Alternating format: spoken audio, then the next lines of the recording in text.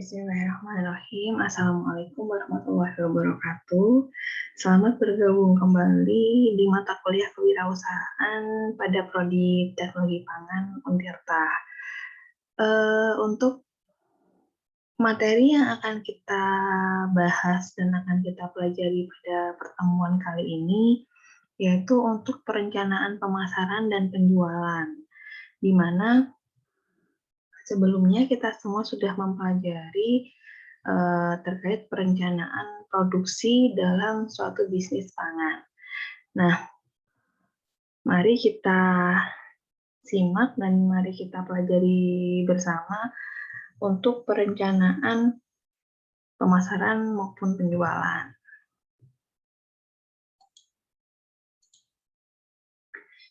Beberapa materi yang akan disampaikan yaitu yang pertama adalah pendahuluan, kemudian dilanjutkan dengan konsep pemasaran, selanjutnya yaitu strategi pemasaran, bauran pemasaran 4P dan 4C, dan yang terakhir adalah pemasaran digital. Masuk ke pendahuluan, menurut Winarto tahun 2011, pemasaran merupakan hal yang sangat penting sebab pemasaran merupakan penghubung antara kegiatan produksi dan konsumsi atau konsumen. Jadi, kegiatan pemasaran adalah suatu rantai atau penghubung di antara produsen maupun konsumen, di mana produsen akan menghasilkan suatu produk yang pada nantinya akan didistribusikan dan akan diterima atau dinikmati oleh konsumen. Kemudian, kalau kita lihat pada gambar atau ilustrasi di slide, itu produsen dapat menyediakan produk sesuai kebutuhan dan keinginan konsumen. Jadi bisa dikatakan bahwa antara produk dan pasar itu harus ada kesesuaian atau saling berhubungan sehingga match antara apa yang dibutuhkan oleh konsumen dengan apa yang kita hasilkan dan kita tawarkan kepada konsumen, seperti itu. Dan caranya bagaimana? Dengan adanya kegiatan pemasaran, kita bisa mengetahui apa yang diinginkan oleh konsumen dan bagaimana caranya kita sebagai produsen untuk menghasilkan atau memenuhi kebutuhan konsumen kita. Yang kedua adalah konsep pemasaran. Di sini ada beberapa definisi pemasaran. Yang pertama dari The American Marketing Association, di mana pemasaran merupakan kegiatan usaha yang mengarahkan aliran barang dan jasa kepada konsumen. Kemudian menurut Kotler tahun 2001, pemasaran merupakan suatu kegiatan manusia yang mengarah pada usaha untuk memuaskan keinginan dan kebutuhan melalui proses pertukaran. Dan yang terakhir, pemasaran merupakan kegiatan yang bertujuan untuk mengetahui dan memahami pelanggan sedemikian rupa sehingga produk atau jasa tersebut cocok dengan pelanggan. Jadi, pada intinya harus ada kesesuaian antara apa yang diinginkan oleh konsumen, apa yang dibutuhkan oleh konsumen dengan produk-produk yang akan kita hasilkan, sehingga produk-produk tersebut pada nantinya akan dapat diserap dengan baik dan sempurna di pasar. Berbicara tentang pasar, di sini ada beberapa macam pasar. Yang pertama ada pasar konsumen akhir, kemudian ada pasar antara atau pasar tidak langsung, dan yang terakhir ada pasar ekspor. Untuk pasar konsumen akhir, pasar bertransaksi dan mendistribusikan langsung kepada konsumen. Contohnya yaitu bisnis di bidang perhotelan, restoran, rumah sakit, dan rumah tangga. Sedangkan pasar antara atau tidak langsung umumnya menjual produk setengah jadi yang harus dikumpulkan oleh para pengepul atau distributor. Dan yang terakhir, pasar ekspor merupakan pasar yang menjual produk pangan dengan standar mutu yang dikeluarkan oleh negara tujuan. Jadi, dapat diketahui bahwa terdapat macam-macam pasar. Ada pasar yang memang langsung bersentuhan atau berhubungan langsung dengan konsumen. Ada juga pasar yang membutuhkan distributor atau pengepul untuk bisa menyalurkan produknya, dan ada juga pasar yang mengacu atau berpedoman kepada standar mutu yang ada pada masing-masing wilayah yang akan kita pasok atau akan kita distribusikan ke negara tersebut. Kemudian macam jalur tata niaga. Di sini ada secara langsung dan dengan perantara. Untuk yang secara langsung, produsen akan berhadapan langsung dengan konsumen, dan harga yang dibayar konsumen dan yang diterima oleh produsen memiliki nilai yang sama. Sedangkan dengan perantara, itu akan melibatkan pedagang perantara sehingga produsen tidak berhadapan langsung dengan konsumen. Jadi maksudnya dengan adanya perantara, maka ada rantai-rantai pasok yang menghubungkan antara produsen dengan konsumen yang meliputi beberapa rantai. Jadi antara produsen dan konsumen itu tidak langsung bersentuhan dan tidak langsung bertemu seperti itu. Lanjut ke strategi pemasaran. Strategi pemasaran merupakan serangkaian arah tujuan suatu bisnis ketika perusahaan menetapkan sejumlah program kebijakan yang memberikan petunjuk dalam kaitannya dengan pemasaran pada lintas waktu dan lokasi yang berbeda. Jadi, dengan adanya strategi, perusahaan akan membuat suatu kebijakan, membuat suatu tujuan yang akan memberikan petunjuk pada beberapa waktu dan pada lokasi yang berbeda-beda. Kemudian tahap strategi pemasaran itu ada 3. Yang pertama, kita harus mengetahui atau menentukan segmentasi pasar, dilanjutkan dengan penetapan sasaran pasar, dan yang terakhir adalah penetapan posisi pasar. Segmentasi pasar merupakan pengelompokan pasar atau pengelompokan konsumen. Jadi, kita akan mengelompokkan konsumen-konsumen tersebut berdasarkan parameter tertentu. Yang kedua, penetapan sasaran pasar itu dilakukan dengan penentuan target pasar atau konsumen. Dari beberapa segmentasi itu kita akan memilih mana yang akan kita bidik konsumen dari produk yang akan kita jual. Dan yang terakhir yaitu penentuan posisi, di mana penentuan posisi itu di mana yang akan kita tempati. Dan tahap strategi pemasaran ini kita kenal dengan STP marketing. Bukan sarjana teknologi pertanian atau sarjana teknologi pangan ya, tetapi STP merupakan singkatan dari segmentation, targeting, and positioning. Jadi yang pertama kita mengkelompokkan dulu konsumen itu. Di sini ada ilustrasi gambar merah, biru, hijau, dan kuning. Jadi kita kelompokkan berdasarkan usianya, berdasarkan lokasinya, berdasarkan lifestyle-nya, dan lain-lain. Kemudian dari pengelompokan itu, kita membidik, menargetkan mana yang akan kita tunjuk atau kita pilih sebagai target konsumen pada produk kita. Dan selanjutnya positioning, maka kita harus mengumumkan atau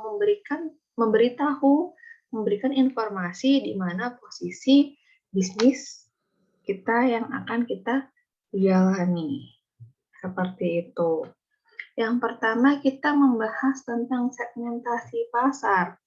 Segmentasi pasar merupakan proses pengelompokan pasar yang bersifat heterogen menjadi beberapa kelompok yang memiliki kesamaan, baik itu respon, perilaku, keinginan, dan kebutuhan terhadap program pemasaran yang spesifik. Dapat dilihat dari ilustrasi di sebelah kiri itu konsumen itu heterogen. Ada yang berwarna orange, ada yang ungu, ada yang pink, ada yang biru gitu ya. Jadi beragam, berkumpul jadi satu. Dengan segmentasi pasar, maka kita mengelompokkan berdasarkan parameter tertentu. Contohnya untuk yang berwarna orange adalah berdasarkan usia, yang biru adalah berdasarkan tingkat pendidikan, dan yang ungu mungkin berdasarkan geografis, dan yang terakhir bisa berdasarkan kebutuhan atau lifestyle dari konsumen tersebut. Jadi dari keberagaman konsumen yang ada di pasar, maka kita akan kelompokkan kira-kira kelompok yang akan kita bidik itu pengelompokannya apa saja, seperti itu. Nah, di sini mengapa kita harus melakukan segmentasi pasar? Yang pertama adalah pasar bersifat dinamis. Yang kedua, memahami perilaku konsumen yang bersifat homogen itu lebih mudah. Jadi, dengan mengelompokkan konsumen dengan latar belakang yang sama, keinginan yang sama, kebutuhan yang sama, itu kita akan lebih mudah untuk mengetahui apa yang mereka inginkan, apa yang mereka butuhkan. Jadi seperti itu. Kemudian aktivitas pemasaran lebih fokus. Jadi karena kita sudah tahu segmentasi pasarnya, kita sudah paham mana yang kita akan bidik dari beberapa kelompok konsumen tersebut. Yang terakhir, produk memiliki siklus bisnis yang membutuhkan respon pemasaran yang berbeda. Kemudian, segmentasi pasar berorientasi pada pelanggan. Dan segmentasi pasar dibagi menjadi beberapa karakteristik, yaitu secara atau berdasarkan geografis, demografis, psikografis, dan buying behavior.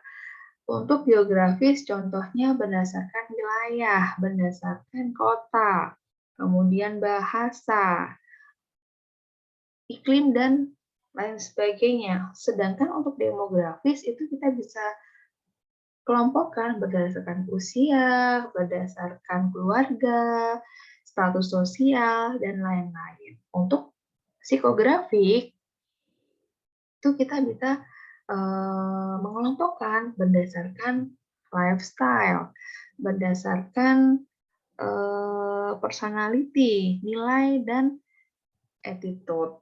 Dan yang terakhir, behavior itu kita bisa mengelompokkan berdasarkan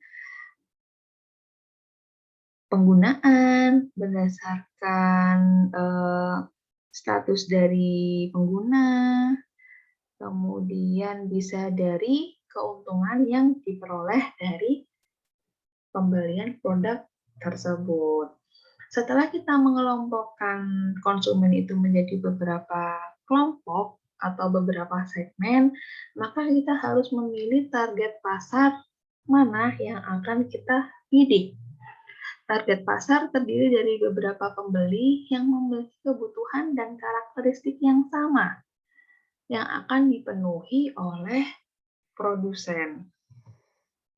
Strategi penetapan target itu ada beberapa macam. Yang pertama dari undifferentiated marketing, differentiated marketing, concentrated marketing, dan yang terakhir micro marketing. Untuk yang penetapan target yang pertama, di sini bisa kita lihat bahwa pasar itu keseluruhan. lingkupnya luas. Jadi hanya satu yang kita didik. Kemudian untuk differentiated marketing, kita itu sudah membagi-bagi, sudah membedakan konsumen yang satu, kemudian konsumen yang lain, berdasarkan kesamaan, kebutuhan, keinginan, dan lain sebagainya. Jadi di sini bisa dilihat dari beberapa konsumen yang luas tadi, kita kelompokkan mana yang lebih suka makanan instan, mana yang lebih suka makanan yang lebih walaupun lebih mahal, tapi dia bisa mendapatkan hal yang lebih, mungkin bisa di-upload di Instagram, kemudian makanan kekinian, dan lain sebagainya. Untuk yang ketiga, niche marketing ini adalah pemasaran yang sifatnya unik atau spesifik, seperti itu. Dan yang terakhir adalah micro marketing. Ini bisa dilakukan dari person to person. Bisa dari berdasarkan wilayahnya, tetangga sendiri, saudara sendiri, atau toko-toko yang lebih spesifik. Jadi itu ada beberapa strategi penetapan target pasar yang bisa kita pilih dan kita gunakan. Setelah kita mengetahui target pasar kita, maka kita harus menentukan posisi kita di pasar. Diferensiasi dilakukan sebelum menentukan posisi produk di pasar berdasarkan diferensiasi produk, personil, saluran, dan citra.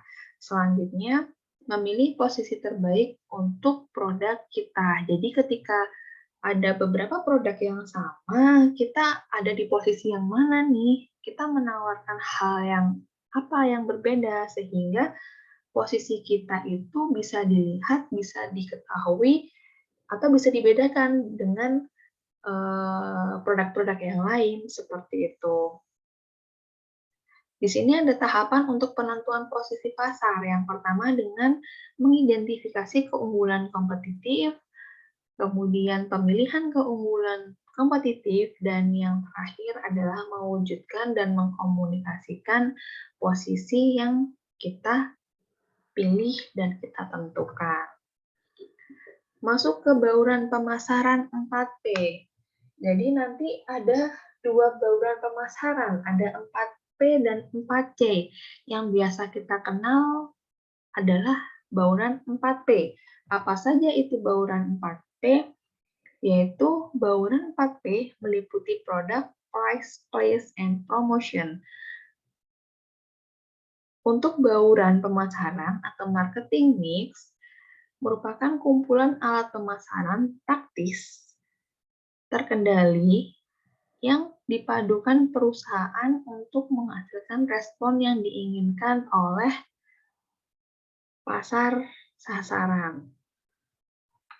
Nah, di sini ada 4 bauran pemasaran 4P. Yang pertama, produk. Segala sesuatu yang dapat ditawarkan produsen untuk dicari, dibeli, dikonsumsi konsumen sebagai pemenuhan kebutuhan dan keinginan pasar. Jadi kita menentukan produk-produk apa saja yang dibutuhkan, yang diinginkan, dan yang akan dibeli oleh konsumen. Kemudian yang kedua adalah price. Satuan moneter yang ditukarkan agar memiliki hak kepemilikan atau menggunakan suatu barang dan jasa. Yang ketiga adalah place. Lokasi yang strategis menjadi keuntungan sehingga meningkatkan biaya sewa namun menekan biaya pemasaran. Jadi, dengan pemilihan lokasi yang strategis, mungkin kita akan mengorbankan biaya yang lebih tinggi untuk menyewa tempat tersebut, tetapi kita akan dapat menekan biaya pemasaran karena dengan lokasi yang strategis kita akan lebih mudah mengenalkan produk kita dan konsumen akan lebih mudah menemui atau mendapati produk-produk atau lokasi yang kita gunakan sebagai lokasi penjualan seperti itu. Dan yang terakhir, promotion. Kegiatan yang dilakukan untuk menonjolkan keunggulan produk dengan tujuan membujuk konsumen agar membelinya. Jadi yang namanya promosi itu dilakukan untuk menjelaskan, memaparkan, dan menyebutkan secara detail apa sih keunggulan yang dimiliki oleh produk kita sehingga masyarakat atau konsumen itu dapat bukan terbujuk ya, maksudnya dapat berpikir untuk membeli produk-produk yang kita produksi seperti itu.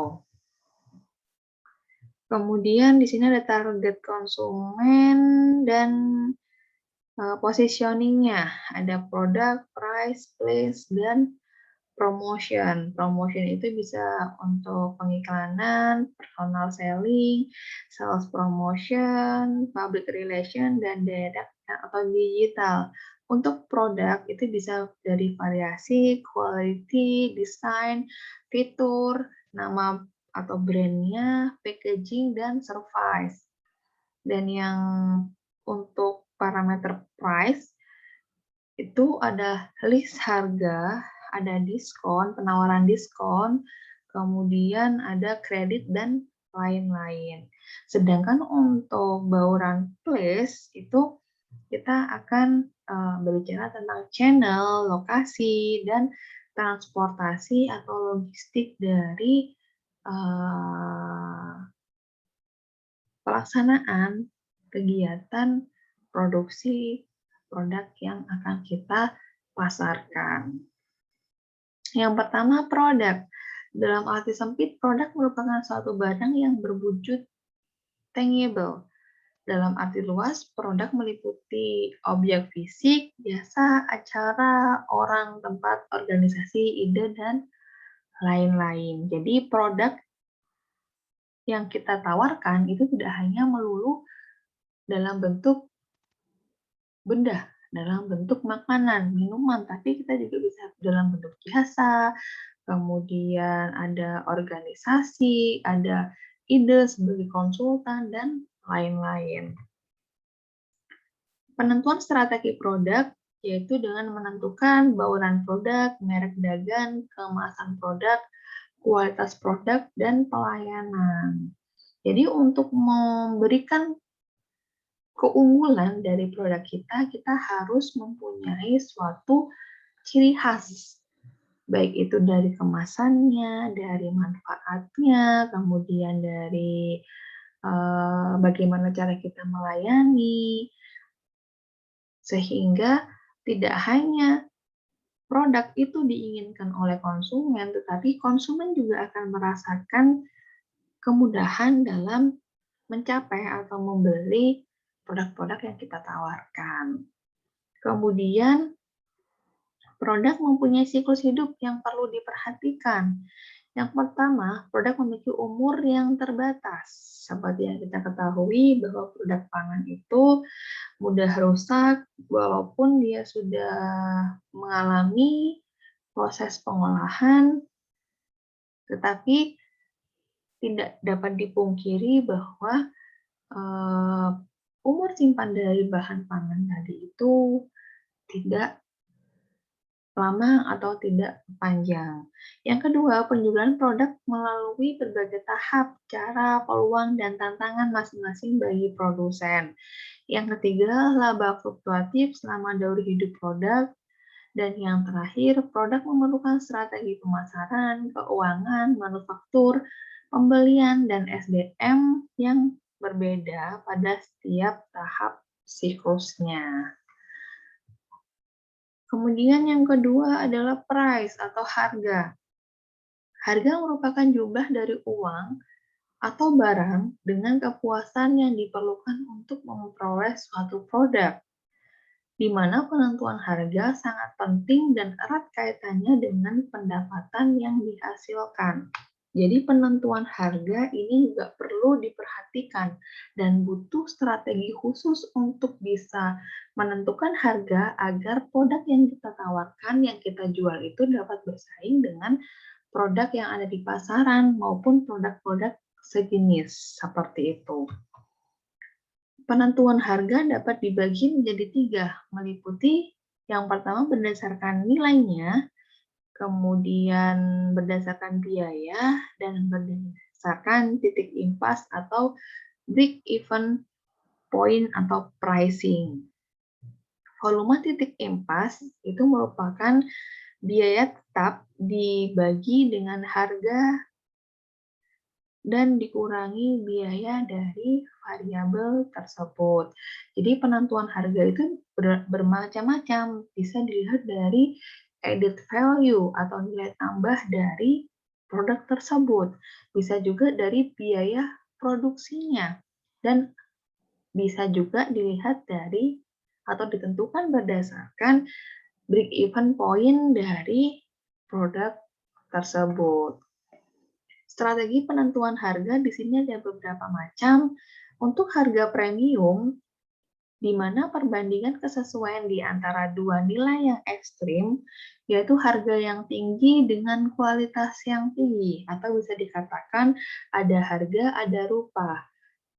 Semakin baik produk, semakin baik mutu dari produk itu, maka otomatis atau bisa dikatakan akan memiliki harga yang tinggi pula. Yang kedua adalah harga yang ekonomis, di mana kita akan menentukan harga yang rendah untuk kualitas yang rendah. Jadi, sebanding antara mutu dan harga yang kita tawarkan atau kita tetapkan. Dan yang ketiga adalah penetrasi. Harga dapat ditentukan dengan adanya nilai lebih yang ditawarkan, dan di sisi lain harga cenderung turun. Yang terakhir adalah skimming. Harga yang dibayarkan tidak sesuai dengan kualitas yang dirasakan. Jadi, ada juga pedagang atau produsen yang menentukan harga atau menjual produk dengan harga yang tidak sesuai dengan apa yang didapatkan oleh konsumen, apa yang dirasakan oleh konsumen. Mungkin mutunya jelek tapi dia harganya mahal. Itu bisa juga akan terjadi. Yang ketiga yaitu place atau lokasi. Penentuan lokasi berbanding terbalik dengan biaya marketing, sehingga lokasi yang kurang strategis akan meningkatkan biaya pemasaran untuk mengajak konsumen datang dan membeli produk.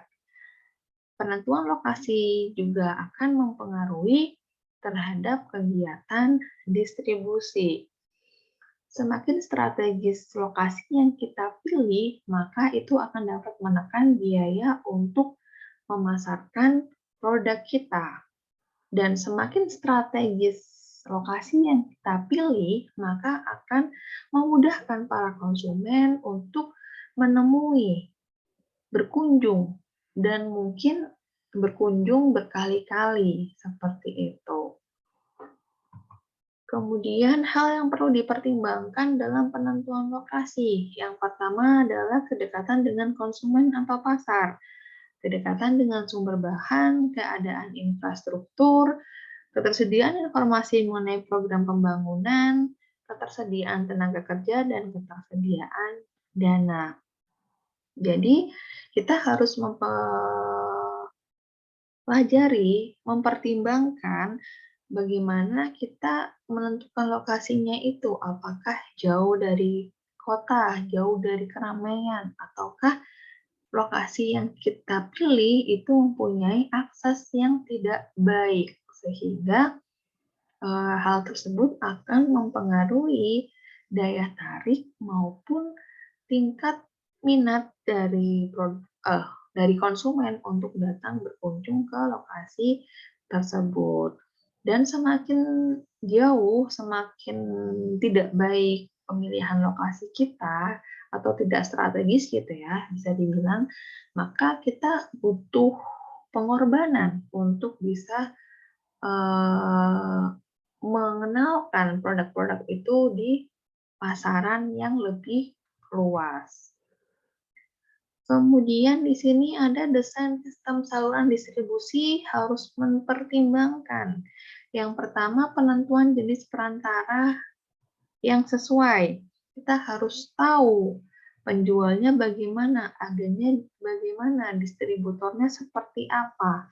Itu harus ada kerjasama yang baik, komunikasi yang baik, sehingga tidak akan menghambat atau mempengaruhi kegiatan distribusi dari produk yang kita hasilkan. Kemudian menentukan jumlah perantara yang terlibat dengan efektif.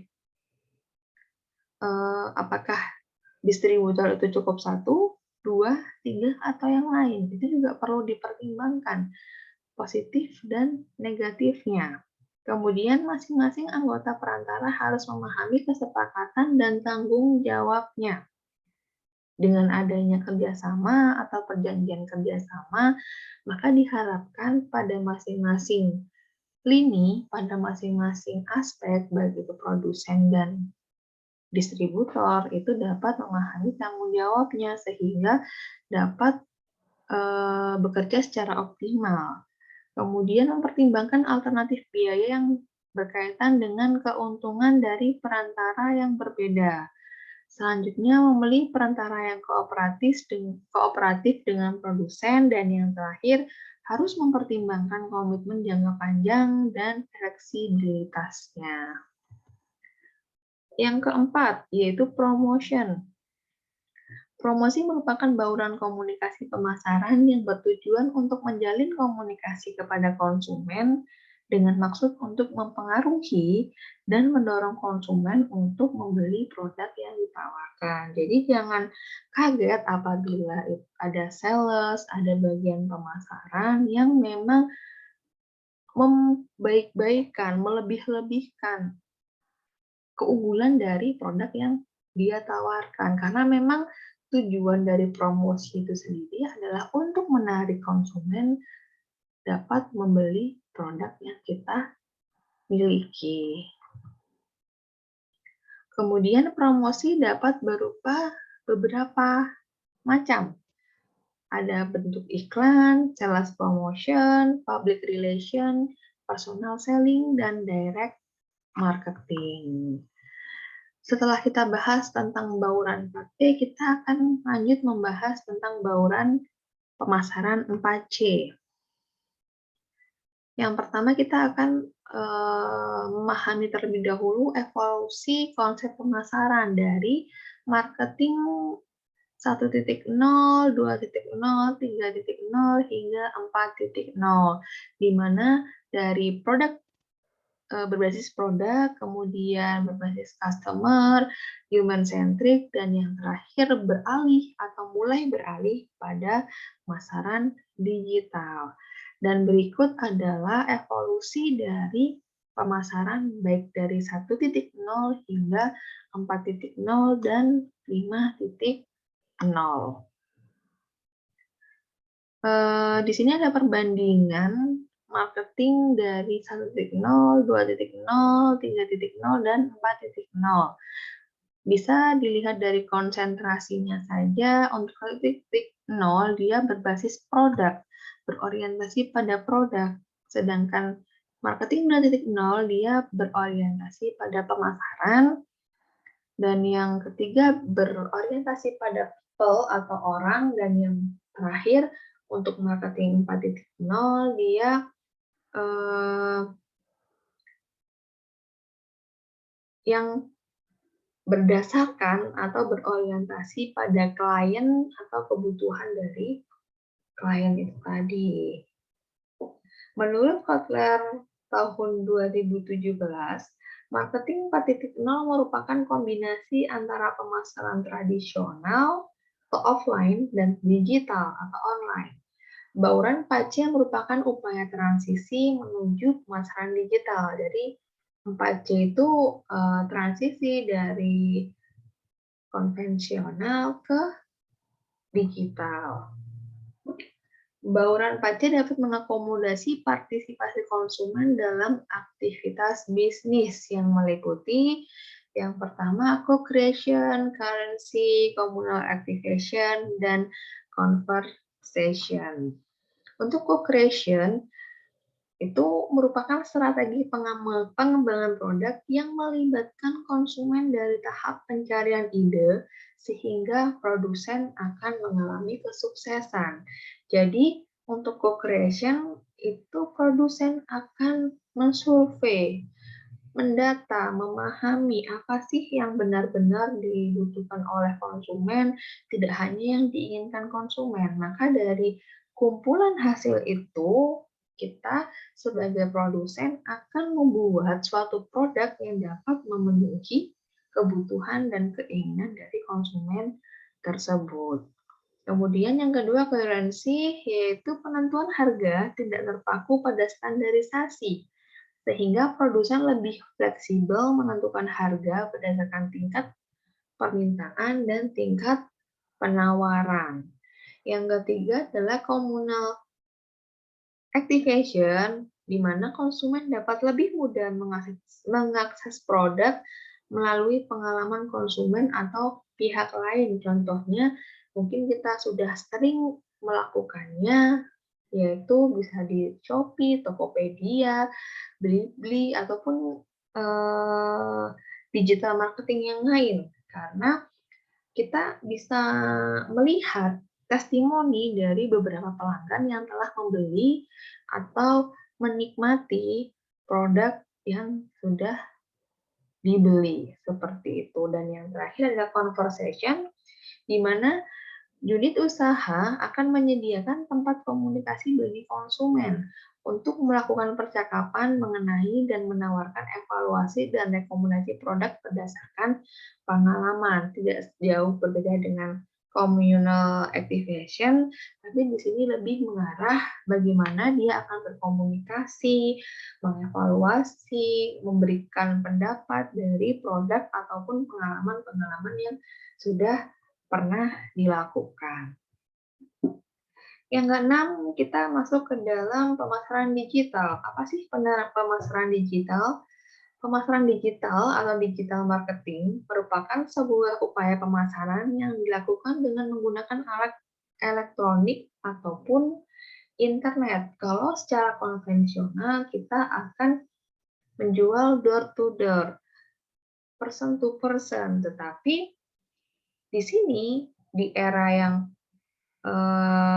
lebih canggih, makin canggih, kita bisa menggunakan alat elektronik dan internet untuk memasarkan atau mempromosikan produk-produk yang kita miliki. Di sini ada perbedaan antara pemasaran tradisional dan pemasaran digital. Kemudian di situ bisa kita lihat ada perbedaan alat promosinya. Kalau pemasaran konvensional atau tradisional bisa menggunakan brosur, hard copy, billboard, spanduk, dan lain-lain. Tapi untuk pemasaran digital kita bisa melalui email, media sosial, SMS, iklan di situs, dan lain-lain. Kemudian untuk pemasaran tradisional, dia tidak berinteraksi dengan konsumen, hasil dapat diukur, membutuhkan waktu dan biaya besar karena memang internet itu dapat menembus ruang dan waktu dan bisa menghasilkan efisiensi waktu untuk pemasaran, seperti itu.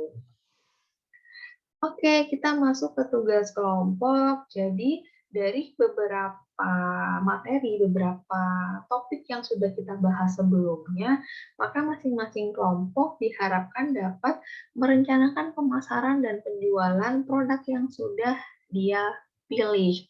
Kalau kemarin kita akan merencanakan produksinya, bagaimana proses pengolahannya, alat apa saja yang digunakan, bahan apa aja yang digunakan, berapa kapasitasnya. Nah, sekarang dari produk yang kalian miliki, rencananya kalian akan melakukan pemasaran, menjual atau mempromosikan produk tadi dengan cara yang seperti apa? Yang pertama, kalian harus mengetahui atau menentukan segmentasi pasarnya, apakah dari segi geografis, demografis, psikografis, atau buying behavior. Dari segmentasi itu kita lakukan strategi pemasarannya seperti apa, kemudian kita pilih, kita tentukan target pasarnya siapa, dan posisi kita ada di mana. Selanjutnya disebutkan juga untuk bauran pemasaran 4P dan bauran pemasaran 4C. Maaf, di situ salah ya. Jadi 4P dan 4C. Seperti itu. Tugasnya sama seperti yang kemarin, ditulis atau diketik di Microsoft Word. Nanti untuk jelasnya akan ada hal lain yang lebih detail saya sampaikan di Spada, seperti itu. Mungkin itu yang dapat saya sampaikan untuk pertemuan hari ini terkait perencanaan pemasaran dan penjualan. Apabila ada pertanyaan bisa langsung menghubungi saya. Dan sekian pemaparan materi dari saya. Terima kasih atas perhatian dan kerjasamanya. Sehat selalu untuk kita semua dan mohon maaf apabila ada kesalahan. Terima kasih. Wassalamualaikum warahmatullahi wabarakatuh.